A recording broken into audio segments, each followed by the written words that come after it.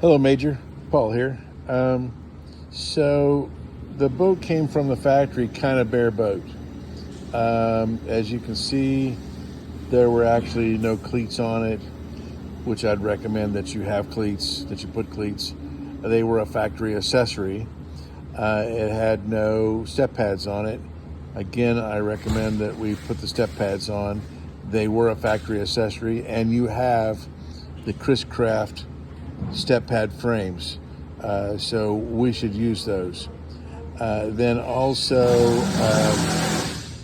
it had an Iva Lite, which is another Chris Craft approved option, so I would put the Iva Lite back on as well. You'll notice the engine box is different. That engine box is on this particular boat was made for a KBL engine, which has 3 carburetors. Originally it was a racing engine. You had and that had 128 horsepower or 131. I can't remember which of those two. But anyway, you had a K engine originally, and the K engine is a single updraft carburetor. So that updraft carburetor would be located on the side of the engine, and it wouldn't have that bump in the engine box. So of course your engine box is different because your dad upgraded to a 283, which is you're really gonna like that on this boat. It's gonna really scoot along. So we will be and of course the engine box had been built, and it had a bunch of rot in it just because of its age, and because it was covered with vinyl and some carpet. So because of that, we're going to cover it with vinyl as well, so I'm recommending just cleats. And the cleats, there was one pair that was fairly good shape, and we can put the 2 on that one pair on because they were in good shape, and I can buy another pair exactly like it for about $40. So I'd recommend we put those cleats on, 2 up in front, and so that when you tie off, we always tie off with our ropes on the eye in the center, and then coming through a cleat. And then when you tie off in the back, you'd have the same thing. So that's what I recommend. Taylor doesn't really like to put the cleats on the back, and that's just a matter of opinion. So we could just put the 2 cleats that are in good condition up here on the front and leave the cleats off the back. Again, we tie to both sides, and we try to tie high enough that the rope doesn't contact the deck of the boat, because if somebody comes by and bounces the hell out of you, that rope will make an indentation in the wood, believe it or not. I know from personal experience, and it was very disappointing, very disappointing thing to happen to you.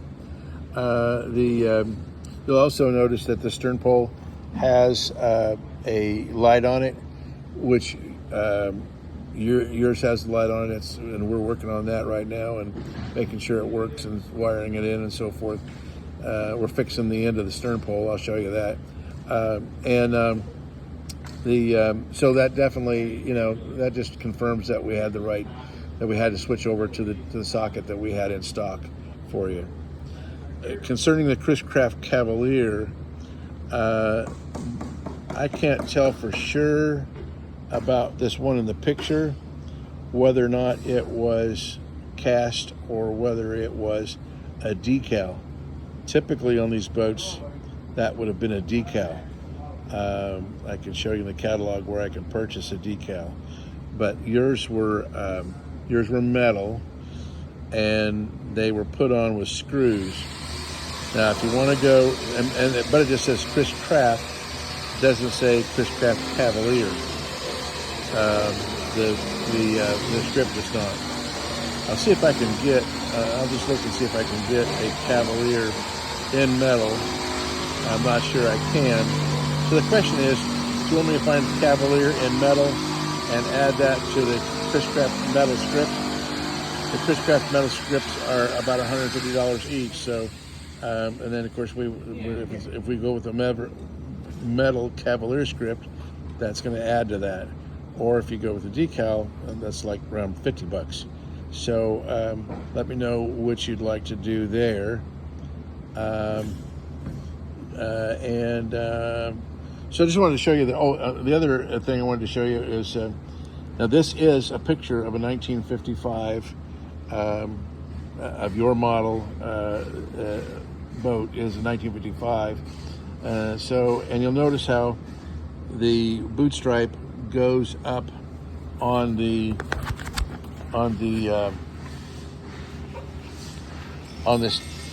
chine. So we got our boot stripes going to come along at this level right here. The boot stripe is going to be about where the blue tape is, or purple tape is, and then when it gets up here to the chine, and it crosses over the chine, or at least it crossed over the chine on the 56 and through 59, but clearly on the 55 it followed the chine. So we're coming here, we cross over onto the chine, and then we're going to be following the chine where this blue tape is. That's going to be your white boot stripe. And the copper bronze was the original color on the bottom. And so that's what you've got, is the copper bronze on the bottom. And again, over here, where the boot stripe crosses over onto the, I guess it's back in this area, where the boot stripe crosses over onto the chine, then we're going to be white on the chine, on up to the bow. I think that is about all I had to say. I was going to take you up and show you. Oh yeah, one other thing. So we found pictures on the internet of other 55s and confirmed that, we confirmed not only the height of the boot stripe, but we confirmed that also, here's an example where the boot stripe is above the chine, and when it crosses the chine, it gets on the chine and stays on the chine to the bow of the boat. And the other thing that gives us away as a 55 is the windshield. So anyway, the windshield was upgraded. Well, I shouldn't say upgraded. This windshield was a very nice windshield, and the plastic windshields, one-piece windshield, I suppose maybe looked sportier and would make the boat look newer. So that's probably how that ended up on there, or maybe it's the hardware was lost or glass broken and so forth. But anyhow, you'll notice your flag when you're sourcing your flag. I think it's a 12 by 16, and it is the ensign, yacht ensign, if you want that. And then we can source this burgie for you. You can get the flag. You can get that flag on Amazon, and this burgie though comes through a different supplier. So this right here is the hull card, and this was your boat was built in Caruthersville, Mississippi. They had a plant there in 1945 through. I forgot to look at the second date, but Chris Craft had a plant in Caruthersville. And it was delivered on June 23rd, 1955. Just in case that's somebody's birthday in your family, that'd be kind of cool. It was shipped to Kansas City, Missouri, and went to, well, maybe you can read it better than me, Star Boat and Motor Company, in Kansas City, Missouri. So anyhow, that's how we determined how many cushions you had and what color of upholstery you had and so forth was with this. So anyhow, yeah, I talked to him about that a little bit. So right now, Jason's putting some rubber on each side of your lens on your huh? Jesus. I say Jason? Yeah. Yeah. So Justin, who's about to whoop me, is putting some rubber on both sides of the lens, so the lens doesn't rattle, less likely to break. Which just it was something that was there probably originally, or it was there originally, and over the years it dries out, comes off. So anyway, that's oh yeah, I was going to show you flagpoles next. So let me go do that.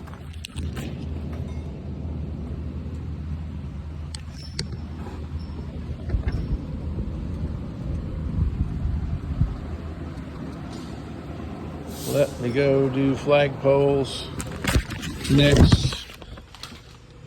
And we'll go around here.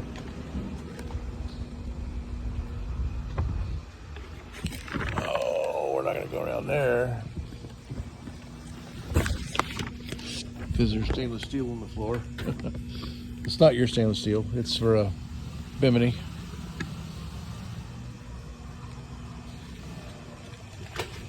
Hello, here we go. Yep. So, you might want, you notice this guy is, over the years, it's pretty bent.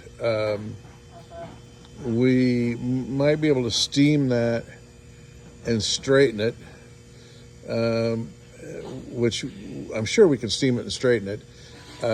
You may, but it might be cheaper just to purchase a new one, and we'll not destroy this. We'll send this back to you, and you can put it on your wall in your family room or something as a memento.